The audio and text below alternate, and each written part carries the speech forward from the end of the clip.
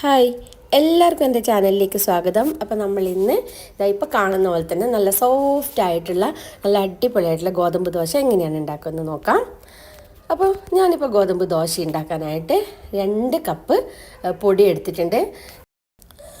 2 cup നിറയെ ഞാൻ പൊടി ഇവിടെ എടുത്തിട്ടുണ്ട് കേട്ടോ. അപ്പോൾ നമുക്കിനി ഇതിലേക്ക് ആവശ്യമുള്ള ഉപ്പ് ചേർക്കാം. ഞാനിപ്പോൾ ഇതിലേക്ക് ഒരു 1/2 ടീസ്പൂൺ ഉപ്പ് ചേർത്തിട്ടുണ്ട്. ഇനിയിപ്പോൾ ഉപ്പ് ഇത്ര വേണ്ട എന്നുള്ള ആൾക്കാർക്ക് കുറച്ച് ഉപ്പ് കുറച്ചിട്ട് ചേർത്താൽ മതി. ഇനി നമുക്കത് നന്നായിട്ട് മിക്സ് ചെയ്യാം. എന്നിട്ട് ഇതുപോലെ വെള്ളം ഒഴിച്ചിട്ട്, ഇതിപ്പോൾ നോർമൽ വാട്ടറാണ് കേട്ടോ ഞാനിപ്പോൾ ഒഴിച്ചിട്ടുള്ളത്. നോർമൽ വാട്ടർ ഒഴിച്ചിട്ട് നമുക്ക് ഇത് ഒന്ന് നന്നായിട്ട് ഇങ്ങനെ മിക്സ് ചെയ്തെടുക്കാം. ഈ ബാറ്റർ നമുക്കിതുപോലെ വേണ്ടുന്ന വെള്ളം ഒഴിച്ചിട്ട് ഇങ്ങനെ തയ്യാറാക്കിയെടുക്കാം. ഇപ്പം ഇങ്ങനെ തയ്യാറാക്കി എടുക്കുമ്പോൾ നമ്മളൊരു വിസ്ക് കൊണ്ട് തയ്യാറാക്കി എടുക്കുമ്പോൾ കുറച്ചും കൂടി നല്ലതായിരിക്കും. പക്ഷേ എന്നാലും ഇതിൽ കുറച്ച് കട്ടയെല്ലാം കെട്ടിയിട്ടുണ്ടാവും. അപ്പോൾ നമുക്ക് ദോശ കിട്ടുമ്പോൾ നന്നായിട്ട് കിട്ടൂല. അപ്പോൾ നല്ല സോഫ്റ്റായിട്ട് ദോശ കിട്ടാനായിട്ട് ഞാൻ ചെയ്യുന്നത്, ഈ ഒരു ബാറ്റർ എടുത്തിട്ട് നമുക്കിതുപോലെ മിക്സി ജാറിലേക്ക് ഒഴിക്കുക. ഇപ്പോൾ കുറച്ച് ബാറ്റർ മാത്രമായതുകൊണ്ട് ഞാനിപ്പോൾ ഈ ചെറിയ ജാറിലാണ് ഒഴിച്ചിട്ടുള്ളത്. എന്നിട്ട് ഒന്ന് വിസ്ക് ചെയ്തിട്ട് എടുക്കുക.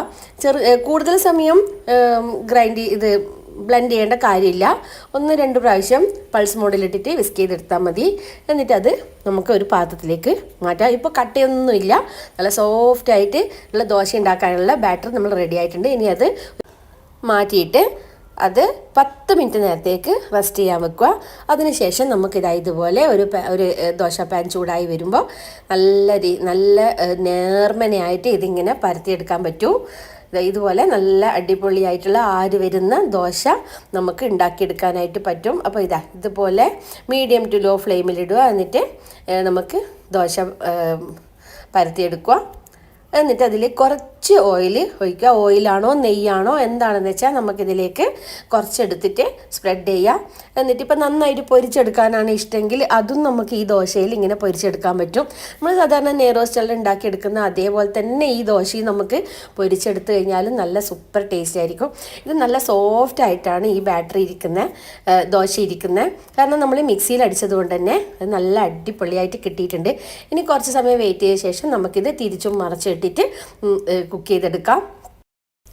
ഇനി ഓയിലൊന്നും ഒട്ടും ഉപയോഗിക്കാണ്ട് ദോശ ഉണ്ടാക്കണമെങ്കിലും നമുക്ക് ഇതേപോലെ ഈ മാവിൽ വെച്ചിട്ട് നമുക്ക് ദോശ ഉണ്ടാക്കിയെടുക്കാം. എന്നാലും നല്ല അടിപൊളി ടേസ്റ്റാണ്.